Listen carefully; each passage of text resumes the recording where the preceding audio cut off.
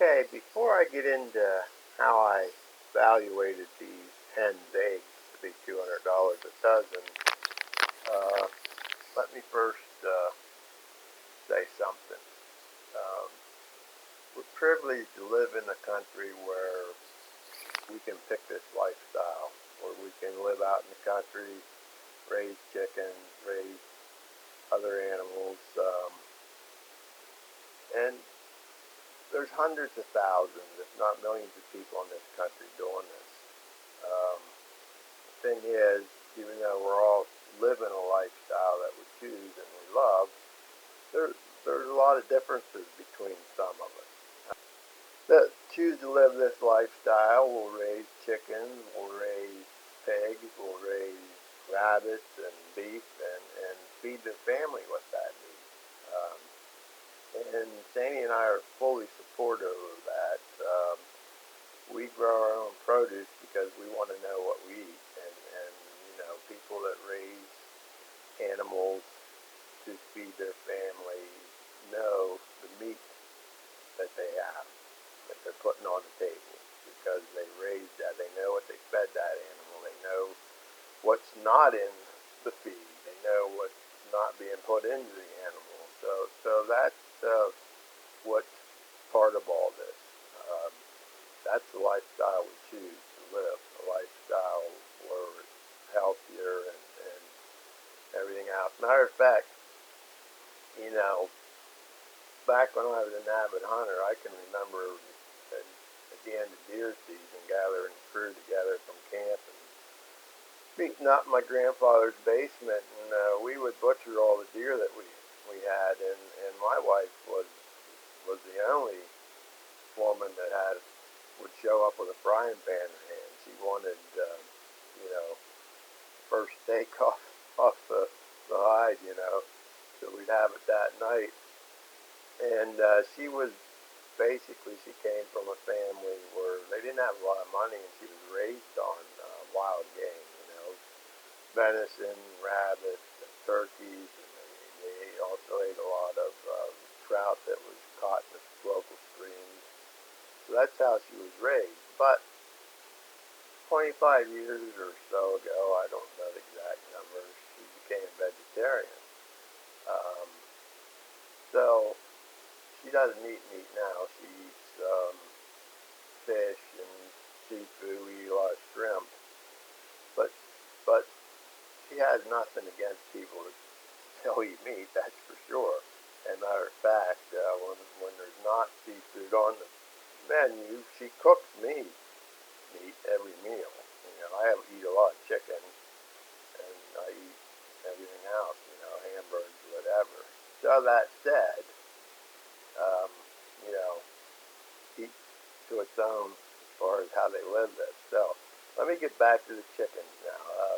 These chickens, um, circuit chickens, of course they don't lay for a certain amount of time, but then if you live in like an area like central Pennsylvania, they don't lay when it gets cold, or they reduce their laying when it gets cold.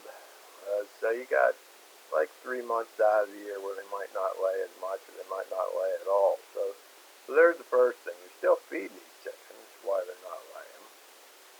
And then these hens that you see in this video are over 9 years old.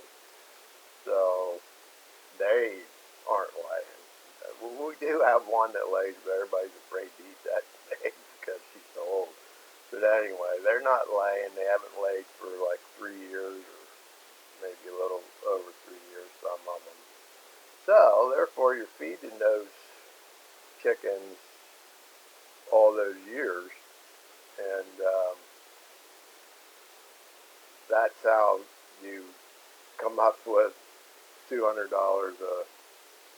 a dozen for the eggs. I mean, I don't do common core math, but I do some hillbilly math, and there's a lot of feed goes into these chickens after they're done laying, or in the winter when they're not laying. A lot of people, or most people, when they're done laying, they're getting into the stew pot, and we understand that. We have no problem with that, but That's not going to happen here. I'm just happy that, you know, when they do die, I take the backhoe, I take them up back, dig a deep hole, put them in so the coyotes don't get them. I'm just kind of glad she doesn't make me put them in the pet cemetery, because that's kind of a special place for me and some special animals. But as you can see in some of these photos, our granddaughter, the youngest, or the middle one there that you've seen, she was probably 6 or 8 in those pictures, 6 I think, with those chickens. She's now 16.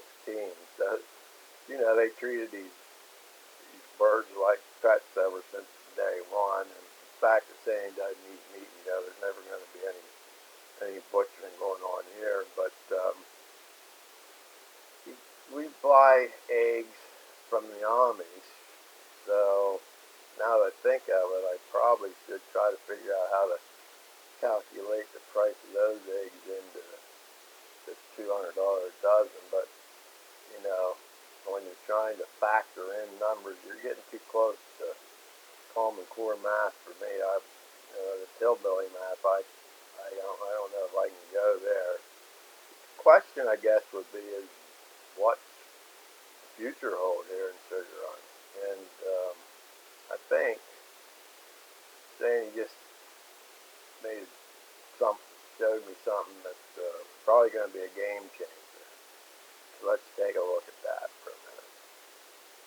Yeah, you went and brought some chicks home the other night. So we're going to have, again in Sugar Run, some fresh eggs that from our own chickens. Take what, 6 to 8 months? I don't have a clue. I don't have paid much attention to the chickens or the animals other than the dogs and the cats. They're her thing. I kind of try to stay in my own lane, let her do her thing, but I'm expecting 6 to 8 months before they start laying. So once they start laying, then I guess the price of the $200 a dozen eggs will come back down. I don't know. But anyway, if another thing, if anybody out there can comment on this, I asked her, how are you going to introduce these young chickens with those old 9, 10-year-old chickens? I don't think that's going to work. She said she'll figure it out. You know, if anybody out there has any experience with that, put it in the comment and let us know what they did. Or if, like I suspect, you say, don't do it. You know, I'm thinking that her figuring it out is going to be, hey, I need you to build me this. So, you know, that's my lane. And I guess I will be told when I'm told what I have to do next. But anyway, that's a $200 a dozen a dozen egg story, and I'm sticking to it. I think that probably overall, chickens don't save you any money.